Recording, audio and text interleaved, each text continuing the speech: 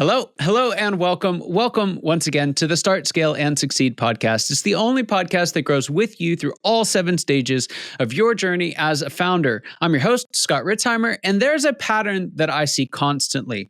One where founders who've finally gone full-time, who are in their business, they're generating revenue, they're doing their thing, they've got clients, and they're drowning. They're the salesperson, the delivery person, the accountant, the marketer, the janitor, and everything in between. You wake up every morning, and the first thing you have to do is get through all the admin that you missed yesterday and the day before and the day before that before the clients start and everything goes crazy. And so what do we do? How do we deal with it? How do we focus to grow? Especially because you have these ideas, you know that they're going to change the very nature of the game, but you just can't seem to get to them. And what's really challenging about this stage, what makes it so brutal, is that you're pretty good at the stuff that you do too. That's why folks have hired you. But you can't keep this up. You can't keep this cycle going. And so how do we shift this? How do we turn it around? I'd tell you if I knew, but I have something better for you. I've got the one and only John Whitt, who's been doing this for 30 years. He's been helping founders to break this cycle. And he's also the author of the book, Checkmate: Translating Ideas into Money. It's a book that uses chess as a metaphor for business strategy. John brings over 30 years of experience helping both corporations and small business owners shift their culture, boost their results, and improve profitability. As a leadership coach and business growth strategist, he specializes in assisting founders to move from high-stress hustle to structured, values-aligned scale. And he's here with us today. John, welcome to the show. So excited to have you here. Love the name of the book, Turning Ideas to Money. That is the game, isn't it? Why is that so hard to do? Well, Scott, first off, let me say thanks for having me today. I really appreciate it. It's hard to do because most people haven't done it before. If you've done it, and again, when you think about translating ideas into money, or it's a goal. Starting a business is a goal. I want to start a business. I want to generate revenue. You've never done it before.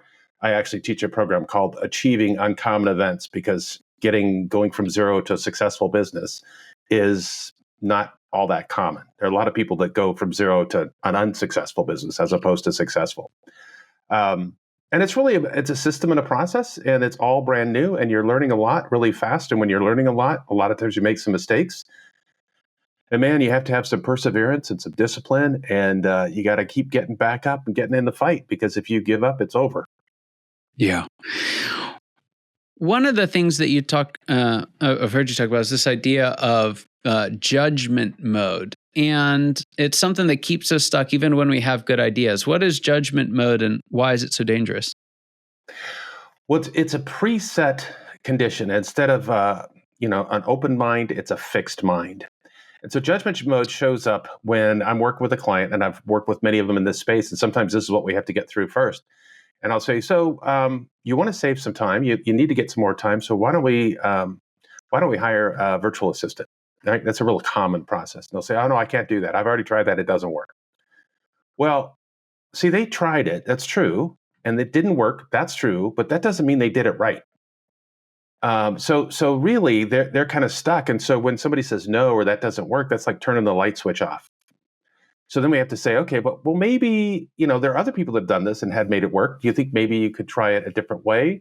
And it could be any number of different things, but they're preset because they've made a decision that won't work, and it's false information.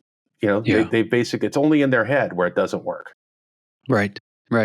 Now, you've got a framework in the book, the 5 key attributes for success, that help to translate ideas into money. I'm wondering if you could just kind of briefly walk us through those and how someone could take that structure and start to put it to use today.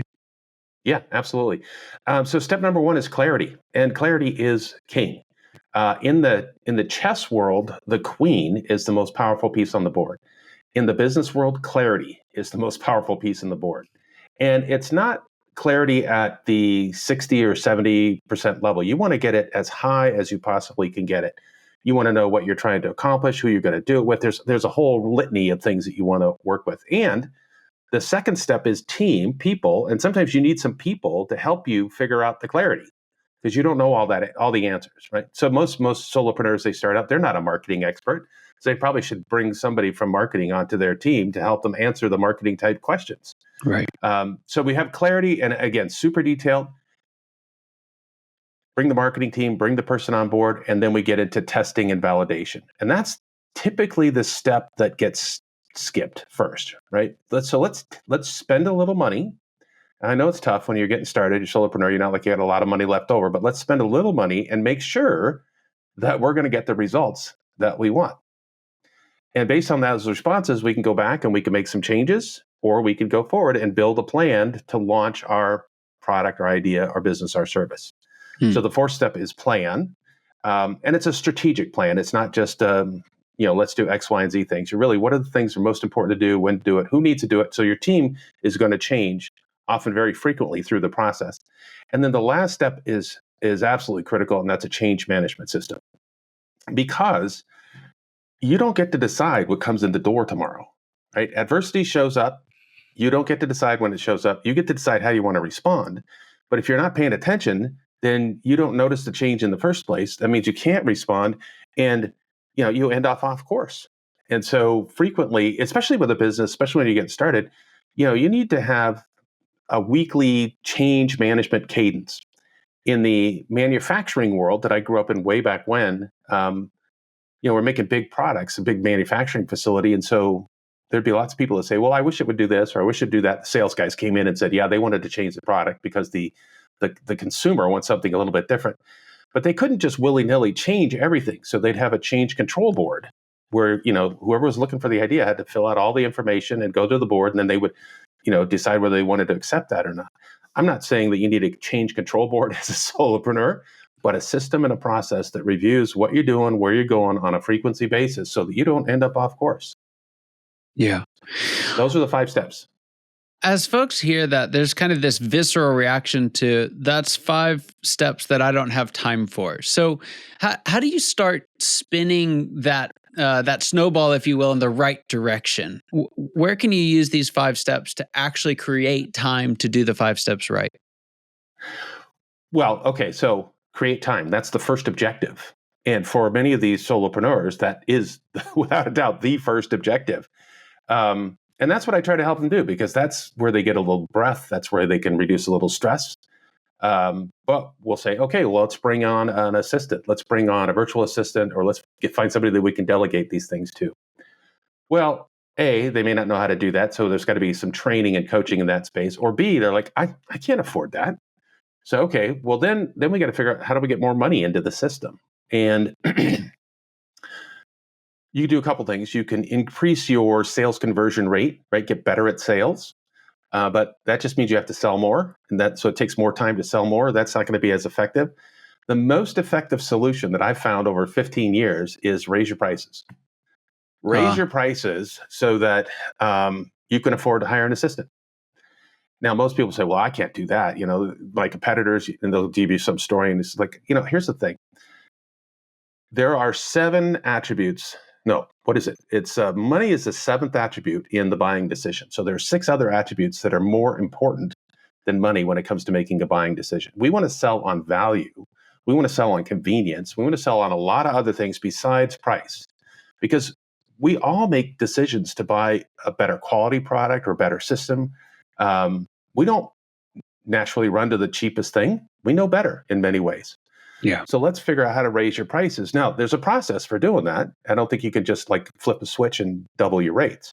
But there is, you're letting your customers know, you're letting the marketplace know. It's a message. But if you could raise your prices by 10 or 15% or 20%, that probably pays for an assistant. Now you got 20 hours that you can spend some more time doing something else. And all of a sudden now we got the snowball going in a different direction. Yeah. I love that. The time value of money is such a big deal. It's such a clever thing, because most folks, especially in professional services, are charging too little, especially for the amount of time that they're spending doing the work that they're doing. So it's horrendous. Yeah. What a great strategy. There's another thing that comes up. So let's say we've done it. Let's say we've got a little bit of time. We've got an idea that we're ready to execute on, but just saying we want to do it and actually going out and doing it are a couple different things, right? And so there's these stages to learning, and you've cited the 4 different stages to learning. But how do you get through that stage when you realize you have no idea what you're doing? Yeah. Okay. So stage 1 is what I think it about. This is unconscious incompetence. Unconscious, I'm not aware. I'm incompetent. I don't even know what I'm unaware about. And so what owners have to do, founders, is they have to put themselves in positions to where they can get exposed to net new information, net new ideas, net new concepts on a frequency basis. So that's not 40 hours a week. Maybe that's a couple hours a week. Maybe you're at a conference. Maybe you're here. Maybe there's a lot of places where you can get exposed to different information. And depending on what your idea is and what your service is, maybe there's an association, maybe there's a trade show, maybe there's a couple different ways you do it, but you have to invest that time or else you'll never get the direction, the guidance that you're looking for. And you're going to get exposed to hundreds of things. That doesn't mean you need to do 100 things. Right. But once you're exposed, now you can make a decision. Oh, out of those 100 things, I think this one's interesting. And now it's in your control. So you can decide whether you want to go do it. But you have to put yourself in stuff. The great example is AI, right? So AI is just killing everybody right now. And it's been a couple of years, right? There were a lot of businesses that weren't aware of the AI, call it revolution, until the last 6 months. And they're behind the curve. However, if you had put yourself in a situation where you could be with people, learn from technologists, you would have found out about it a lot sooner. And you would have started to figure out, hey, how does this fit into my business sooner? Right. That's really important. I've actually found that something that folks, one of the reasons why it's so underdeveloped and underutilized at this stage is because we missed the need for it in the previous stage. Everyone's in such a rush to get out there, start their business, do the thing, hang the shingle, bring in the revenue, that they don't take the time to set up that learning environment, and they pay for it in the long run. I love the way that you brought that back into the equation here, because it's so easy to miss. But I've got a question that I'm going to get to in just a moment. But one thing I want to do before we get there is you talk about this idea of a founder's trap, and our listeners, who, especially those who tune into the show regularly, are overwhelmingly founders. And this is something that, we all face at some point in time. So tell us, what is the founder's trap? How do we know if we're in it? And what do we do to get out? So the founder's trap is a wonderful place to be, but it also keeps you stuck. It means that you've found a niche, that you've got a way to make money. It's consistent. It's sustainable.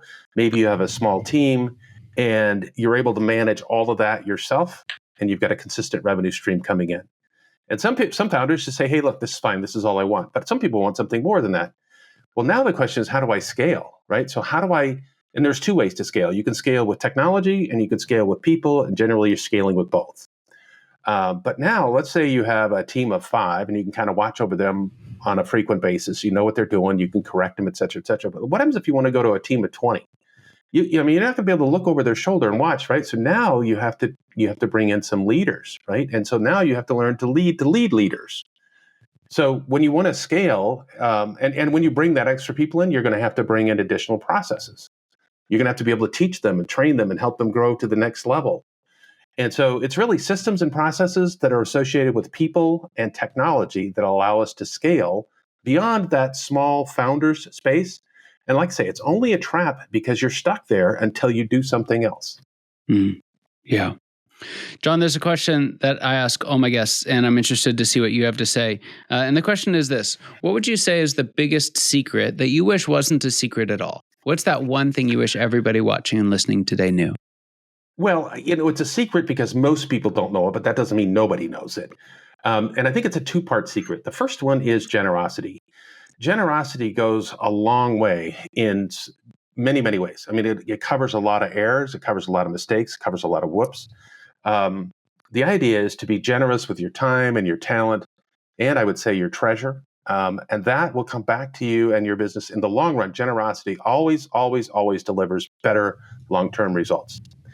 And the second one that kind of goes along with that, and this is where people get tangled up, if they have an employee that comes in and has an issue or a problem or a grudge or, wants to change something, the owner feels like they have to respond right away.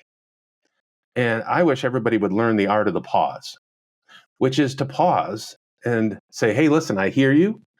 I understand. We need to have a conversation about this, but now's not the right time. I want to give it the time it deserves. Let's set some time for this afternoon, or let me get back to you with a better time.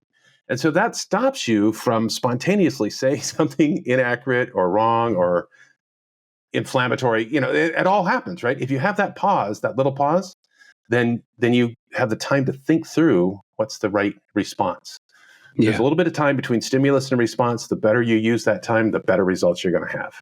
So true. It's so true.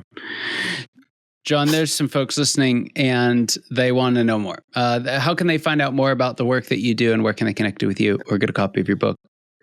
Well, the book's on Amazon. It's called Checkmate, Translating Ideas into Money. And if you search amazon.com/author/John Whitt, you'll go right to the page. My website is BusinessWhitt. It's a play on my last name, BusinessWhitt.com. So www.businesswhitt.com.